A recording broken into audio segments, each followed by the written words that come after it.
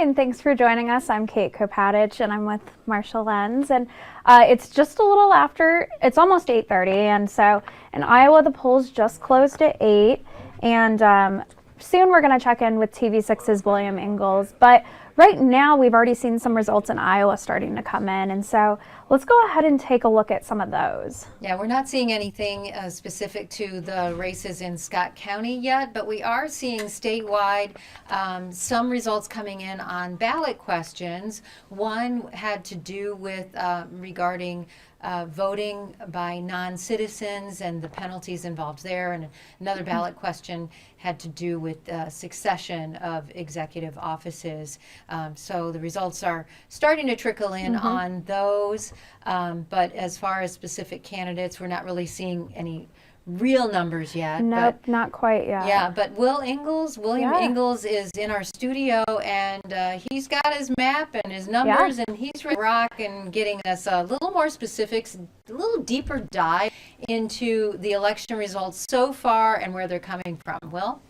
Marcia, Kate, thank you. And Marcia, you mentioned we still don't have anything from Scott County when it comes to this race. So we popped out of Iowa there. We're able to go county by county with this map data, and I'll try to walk you through. I know it's a bit of a tough view. So obviously Scott County, we're still waiting for results from there.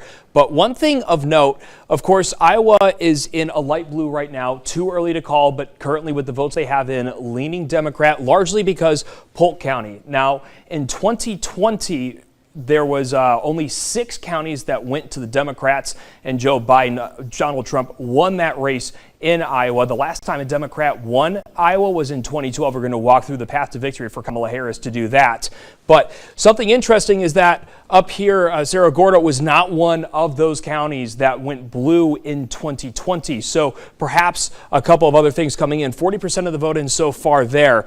But one thing I want to point out, and I'm going to use our drawing tool here, if we're going to see Kamala Harris surprise a lot of people, we did see that Des Moines Register poll came out that showed Kamala Harris leading. Some people considering that an outlier, but what's the path to victory if we expect to see that happening on election night? It's essentially the eastern part of Iowa. That includes a lot of our viewing area here at TV6, Scott County, Clinton County, Muscatine County. In fact, this entire eastern line was all blue on election night 2012 when Obama won it. Again, the last time a Democrat has won Iowa. So the other interesting thing, and we'll point this out here in just a minute, is that that eastern line of counties outside of to the very north, and I'll take this line off for a second, outside, well, I have to go back to the pointer, sorry, teaching an old dog new tricks in some ways. So outside of Alamaki County, you know, that's the only county on this eastern line that is not part of the Iowa 1st Congressional District. That, of course, is one that anyone who's been in our viewing area, has been watching anything on YouTube or on TV, has seen countless ads for that 1st Congressional District between Marionette Miller Meeks and Christina Bohannon. Obviously, a lot being focused there, but if we're seeing kind of that Democratic line to victory where we're seeing a lot of blue on that eastern line, well, that's going to be how Christina Bohannon also flips this seat blue in what's expected to be a very competitive and tight race throughout the night. All right, thanks, Will. Who would think that Alan McKee? And if there's any focus question of our attention, right? Right.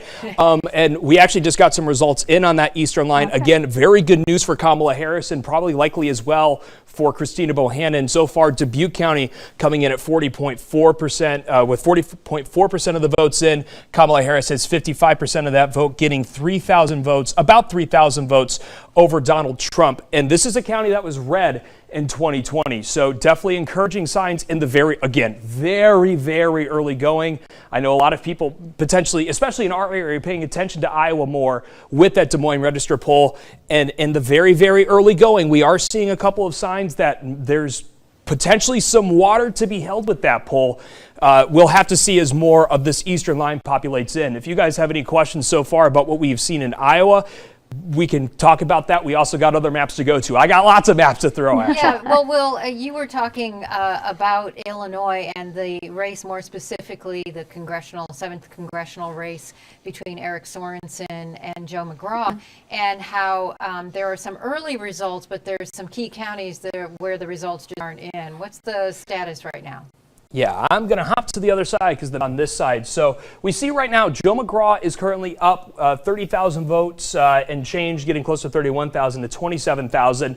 Of course, that looks good for Joe McGraw. Let me see how much we got. About 16% of the vote.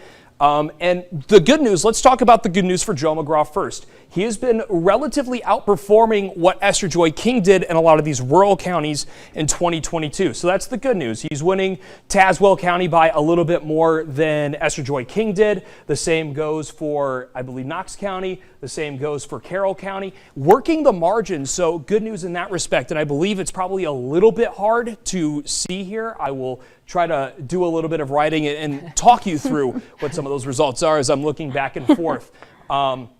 But McGraw winning by, about 23 points. That's better than Esther Joy King did for the most part.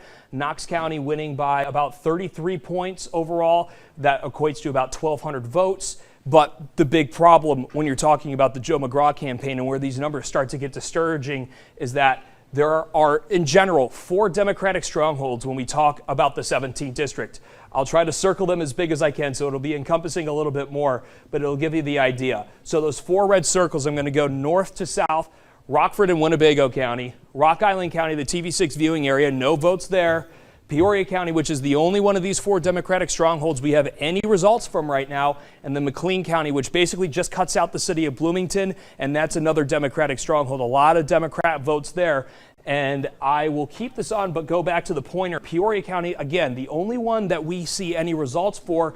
Eric Sorensen is winning over 5,000 votes from that county alone, and he is outperforming in Peoria County what he did in 2022.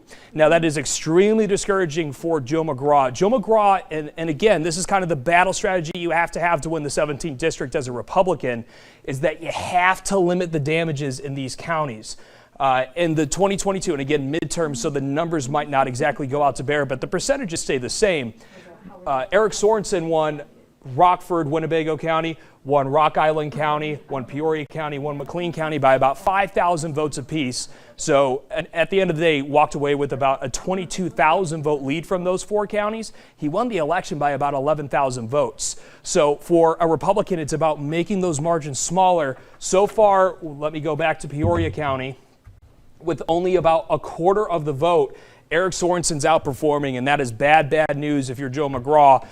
One thing I will point out is that without any votes from Rockford, I wouldn't start really leaning one way or the other, because that is about the one place where I think that there's some big questions in this race. Joe McGraw's background is in that Rockford area. Of course, Eric Sorensen also had some of his TV career in the Rockford market as well, stretching into Stevenson County as well, which is also in this district. But that's where Joe McGraw can make things interesting. So if we see Winnebago County being a bit closer, I don't think we can lean one way or the other. But again, the early returns, especially looking at Peoria County, looking grim for Joe McGraw at this very point. Again, only 17% of the vote in. Those are leaning Joe McGraw. But again, only one of those 4 Democratic strongholds have reported at this time. Yeah, well, it is still early, but it's a very interesting demonstration, and we appreciate your insight, William Ingalls. Yep. Yeah.